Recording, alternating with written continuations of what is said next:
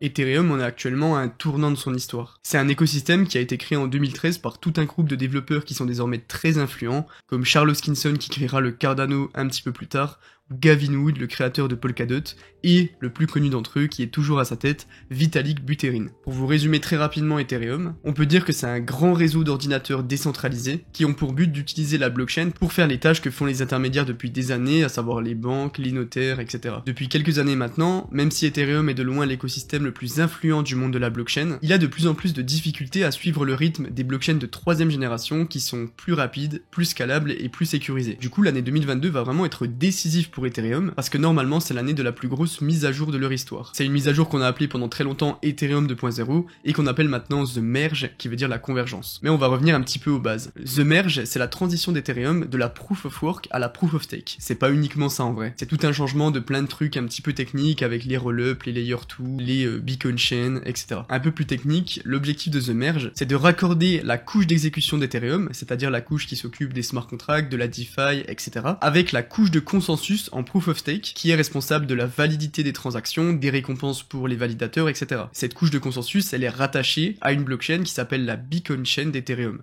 La Beacon Chain, c'est un petit peu la colonne vertébrale d'Ethereum, et on peut dire que la couche d'exécution, ça correspondrait au cerveau. Donc Ethereum, à travers The Merge et à travers toute cette série de mises à jour, veut passer de la Proof of Work à la Proof of Stake. Ça paraît facile sur le papier, mais en fait c'est extrêmement technique. Très rapidement, dans la Proof of Work, la sécurité de la blockchain est faite grâce aux mineurs qui sécurisent le réseau en utilisant la puissance de calcul de leurs ordinateurs. Et dans la Proof of Stake, la sécurité, elle vient du fait que les détenteurs de tokens mettent leurs tokens en stacking, c'est-à-dire qu'ils bloquent leurs tokens et les mettent à disposition pour garantir la sécurité de la blockchain. Mais du coup, pourquoi Ethereum, concrètement, veut faire cette transition? Tout simplement parce qu'actuellement, Ethereum a beaucoup de problèmes qui sont dus à cette Proof of Work, et il travaille pour se mettre à la page et avoir les caractéristiques d'une blockchain de 3ème génération, en résolvant le fameux trilemme de la blockchain, sécurité, décentralisation et scalabilité. Les blockchains ont toujours fait des compromis entre ces trois aspects, et c'est le cas d'Ethereum qui est depuis trop longtemps avec une scalabilité qui est beaucoup trop moyenne. La Proof of Stake d'Ethereum, elle va aider en partie à combler ce problème. Ça rendra pas Ethereum parfait, et il ne résoudra pas le trilemme complet de la blockchain avec la Proof of Stake, mais ça va beaucoup aider. Et en quoi ça va aider? Déjà au niveau sécurité, on sait qu'il faut un nombre minimum de nœuds dans le réseau, et ce sera plus facile de run un node avec la Proof of Stake d'Ethereum. Il suffit d'avoir 32 Ethereum et de les stacker jusqu'à la mise à jour. Comment ça vous avez pas 32 Ethereum? Tout le monde a 32 Ethereum dans son portefeuille. D'un point de vue sécurité, la Proof of Stake elle utilise un système qui s'appelle le slashing. C'est le fait que si un validateur dans une blockchain valide une transaction qui est fausse, donc qu'il tente d'erroner la blockchain, il est puni et il se fait enlever un certain nombre de tokens de son portefeuille. C'est une méthode qui est hyper efficace pour la sécurité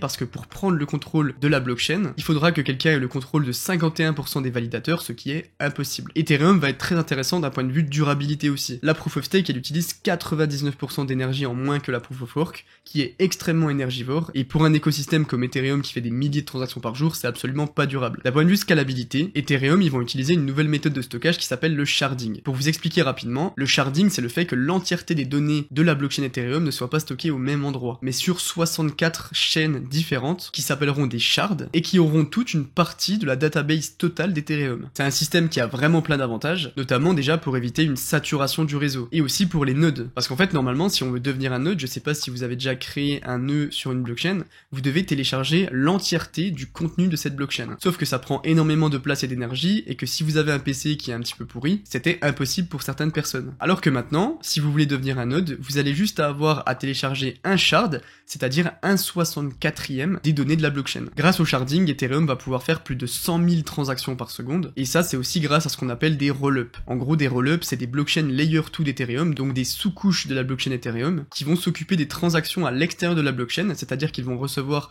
toutes les transactions que la blockchain Ethereum devait recevoir à la base, et ils vont juste, au lieu que ce soit la blockchain Ethereum qui s'occupe de tout, envoyer un compte rendu de ces transactions pour éviter justement que la blockchain principale soit saturée. Actuellement, dites-vous bien que Ethereum en Proof of Work fait environ 15 transactions par seconde. Donc en passant de 15 transactions à 100 000 transactions,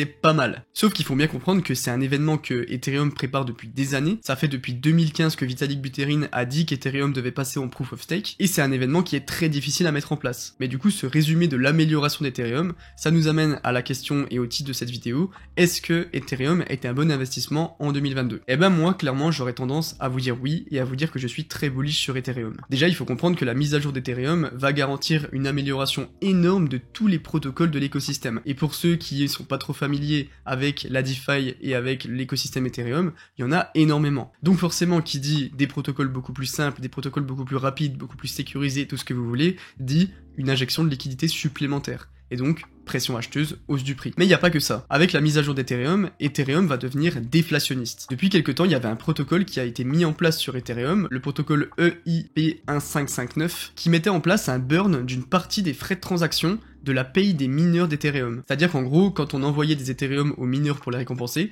les frais de transaction qui étaient en Ethereum étaient burn. Ce qui avait commencé à créer une pression déflationniste sur Ethereum. Parce qu'en gros, comment un token devient déflationniste? Il faut que le nombre de tokens qui est burn soit supérieur au nombre de tokens qui est créé, et du coup, on a un nombre total d'Ethereum qui diminue petit à petit. Sauf qu'avec The Merge, les récompenses qui vont être versées aux validateurs, donc les Ethereum, vont être diminuées de 90%, et donc le nombre de tokens burn va devenir supérieur au nombre de tokens qui vont être créés pour récompenser les validateurs, ce qui va faire d'Ethereum une monnaie déflationniste. Et on sait qu'un asset déflationniste a souvent tendance à voir son prix augmenter pour des raisons d'offre et de demande. Forcément, si on garde la même demande mais qu'on diminue l'offre, le prix augmente. Après, on peut peut-être essayer de voir un petit peu plus loin et se poser des questions et se demander si le fait qu'Ethereum est un token déflationniste sur du long terme serait pas un peu quand même une mauvaise chose, parce que ça pourrait avoir des conséquences qui sont très mauvaises sur l'écosystème. Si on sait qu'une monnaie est déflationniste, il va y avoir énormément de personnes qui vont juste prendre des Ethereum, les hold dans leur wallet en sachant pertinemment que ça va monter parce que c'est déflationniste. Et du coup, qu'est-ce qui fait qu'une monnaie est durable? Le fait qu'elle circule. Et si une monnaie ne circule plus, bah ça peut avoir des mauvaises conséquences. Du coup, concrètement,